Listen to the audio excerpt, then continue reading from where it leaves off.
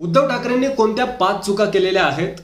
जर त्या चुका केल्या नसत्या तर ठाकरेंच्या बाजूने निर्णय लागला असता, मात्र आता तो लागलेला नाहीये. आणि आता मग उद्धव ठाकरे यांच्याकडे कोणते 2 पर्याय आहेत ते आपण या व्हिडिओमध्ये पाहणार आहोत. शिवसेना आमदारांच्या अपात्रता प्रकरणावर विधानसभा अध्यक्ष राहुल नार्वेकर यांनी निर्णय दिलाय आणि हा निर्णय शिंदे गटाच्या बाजूने लागलाय, आपल्या सगळ्यांना माहीतच आहे. मात्र असं असलं तरी सुद्धा उद्धव ठाकरे गटाला त्यातून थोडासा दिलासा मिळालाय आणि तो म्हणजे ठाकरे गटाचे आमदार अपात्र झालेले नाहीत. आता उद्धव ठाकरेंनी नेमक्या चुका कोणत्या केल्या तर पहिली चूक म्हणजे घटनेचा घोळ. ठाकरे गटाकडून शिवसेनेच्या घटनेचा घोळ घालण्यात आला. विधानसभा अध्यक्ष राहुल नार्वेकर यांना जी घटना देण्यात आली त्यावर तारीखच नव्हती, त्यामुळे ही घटना ग्राह्य धरण्यात आली नाही.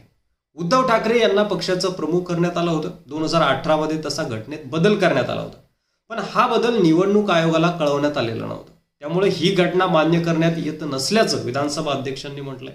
आता विधानसभा अध्यक्षांनी ही घटना मान्य केली नाही, त्यामुळे उद्धव ठाकरे हे पक्षाचे प्रमुख आहेत हे सिद्ध होऊ शकलेलं नाही आणि त्याचा फटका आजच्या निकालावर बसला. विधानसभा अध्यक्षांना 1999च्या घटनेचा आधार घ्यावा लागला आणि 2023ची जी घटना शिंदे गटानं दिली ती मान्य करावी लागली आणि त्यामुळं यामध्ये उद्धव ठाकरेंचं नुकसान झालं. दुसरी चूक म्हणजे पक्षांतर्गत निवडणुका झाल्या नाही, हे सुद्धा उद्धव ठाकरेंना भोवलं.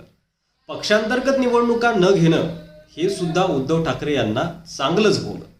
बाळासाहेब ठाकरे असताना पक्षांतर्गत निवडणुका होत नव्हत्या, पण सर्व मताने बाळासाहेबांची पक्षप्रमुखपदी निवड केली जायची आणि तसा घटनेत बदल करून निवडणूक आयोगाला कळवलं देखील जायचं. उद्धव ठाकरे यांनीही बाळासाहेबांनंतर हा कित्ता गिरवला. त्यांनी निवडणुका घेतल्या नाहीत. कार्यकारिणीने त्यांना पक्षप्रमुख म्हणून निवडलं, पण निवड झाल्याचं निवडणूक आयोगाला कळवलंच नाही आणि त्यामुळं उद्धव ठाकरे यांची पक्षप्रमुख म्हणून झालेली निवड ही बेकायदेशीर ठरवली गेली आणि लोकशाही पद्धतीनं निवडणूक झाली नाही आणि झालेल्या निवडणुकीची माहिती आयोगाला दिली नाही, ही एक चूक उद्धव ठाकरे यांना चांगलीच पोहली. तिसरी चूक कोणती तर घटनाबाह्य निर्णय घेतले गेले. ते कोणते तर शिवसेनेच्या घटनेप्रमाणे पक्षप्रमुखापेक्षा कार्यकारिणीला सर्वाधिकार देण्यात आलेले आहेत. एखाद्याची नियुक्ती किंवा हकालपट्टी करण्याचा अधिकार हा राष्ट्रीय कार्यकारिणीला आहे, पक्षप्रमुखांना नाही. असं असताना उद्धव ठाकरे यांनी एकनाथ शिंदे यांची गटनेते पदावरून हकालपट्टी केली. ठाकरे यांनी हा निर्णय स्वतः घेतला, तो निर्णय कार्यकारिणीचा नव्हता असं निरीक्षण नोंदवत विधानसभा अध्यक्षांनी म्हणजे नार्वेकर यांनी ठाकरेंचा हा निर्णय देखील बेकायदेशीर ठरवला.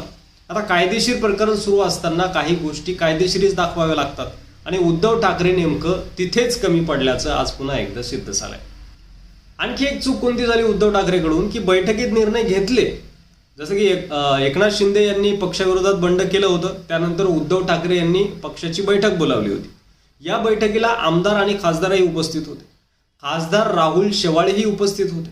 या बैठकीत काही निर्णय घेण्यात आले, पण शेवाळे आणि इतर काही खासदार कार्यकारिणीचा भाग नसतानाही निर्णय घेण्यात आल्याने कार्यकारिणी बाह्य लोकांना घेऊन घेतलेल्या बैठकीत निर्णय अध्यक्षांनी अमान्य केले. म्हणजे जे लोक कार्यकारिणीतच नाही त्यांना बैठकीत घेऊन तुम्ही निर्णय कसे घेऊ शकता, अशा प्रकारचं निरीक्षण राहुल नार्वेकर यांनी नोंदवलं. त्यामुळे अशा पद्धतीनं बैठक घेऊन त्यातील निर्णय निवडणूक आयोगाला कळवणं हे देखील उद्धव ठाकरेंना भोवलं.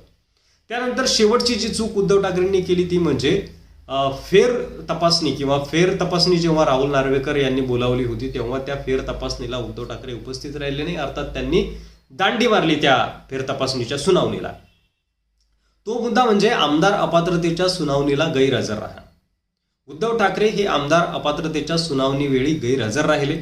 उलट तपासणीला बोलावूनही ते आले नाहीत, त्यामुळे त्यांचं म्हणणं पटलावर आलं नाही. वकिलांनाही त्यांची उलट तपासणी करता आली नाही आणि उद्धव ठाकरे यांनी प्रतिज्ञापत्र पाठवलं होतं, पण त्यात आपलं म्हणणं त्यांनी मांडलं होतं, पण गैरहजर राहण्याचं वाजवी कारण त्यांनी दिलं नव्हतं. त्यामुळं त्यांचं हे प्रतिज्ञापत्रही फेटाळण्यात आलं. आता उद्धव ठाकरे यांनी या सुनावणीला गांभीर्यानं घेतलं नसल्याचंही यातून स्पष्ट होतंय असं मत व्यक्त केलं जात आहे आणि त्यामुळंच त्यांची ही गैरहजर राहण्याची चूक देखील त्यांना भोवली आणि त्यांच्या या चुका शिंदे गटाचं बलस्थान ठरलं आणि त्यामुळं हा निर्णय शिंदे गटाकडून लागला. मग आता एवढ्या सगळ्या चुका केल्यानंतर उद्धव ठाकरेंकडे कोणते 2 पर्याय शिल्लक राहतात ते देखील आपण या व्हिडिओमध्ये बघणार आहोत, कारण अजूनही बाजी ठाकरेंच्या हातून पूर्णतः गेलेली नाहीये. या सर्व चुका झाल्यानंतर आणि निर्णय हातून गेल्यानंतर उद्धव ठाकरे यांच्याकडे 2च पर्याय आता उरलेले आहेत. एक म्हणजे सर्वोच्च न्यायालयात जाऊन दाद मागणं, विधानसभा अध्यक्षांनी दिलेला निकाल, त्यांनी नोंदवलेली निरीक्षणं यावर स्ट्रॉंग युक्तिवाद कोर्टामध्ये करणं आणि तसंच ज्या चुका निवडणूक आयोग आणि विधानसभा अध्यक्षांच्या सुनावणीवेळी झाल्या त्या त्यांना कोर्टामध्ये टाळाव्या लागतील. संपूर्ण कायदेशीर बाबी तपासूनच कोर्टात गेलं पाहिजे. दुसरा पर्याय म्हणजे जनतेच्या न्यायालयात जाणं. जनतेत जाऊन आपली भूमिका मांडली पाहिजे उद्धव ठाकरे यांनी आणि आपल्यावर झालेला अन्याय जनतेला पटवून देऊन अधिकाधिक जागा निवडून आणणं हा दुसरा पर्याय. असे दोन पर्याय आता उद्धव ठाकरे यांच्याकडे शिल्लक आहेत. पहिला पर्याय जो आहे सुप्रीम कोर्टात जाण्याचा, त्यामध्ये उद्धव ठाकरे जातीलच अशी शक्यता आहे. आणि आता जनतेमध्ये किती जोमानं उद्धव ठाकरे आपली बाजू मांडतात हे देखील पाहण्यासारखं असणार आहे. उद्धव ठाकरेंच्या या 5 चुका आणि त्यांच्याकडं शिल्लक असलेले 2 पर्याय, यावर तुम्हाला काय वाटतंय? तुमचं मत कमेंट बॉक्समध्ये लिहायला विसरू नका. आणि व्हिडिओ जर आवडला असेल तर जास्तीत जास्त शेअर करा. धन्यवाद.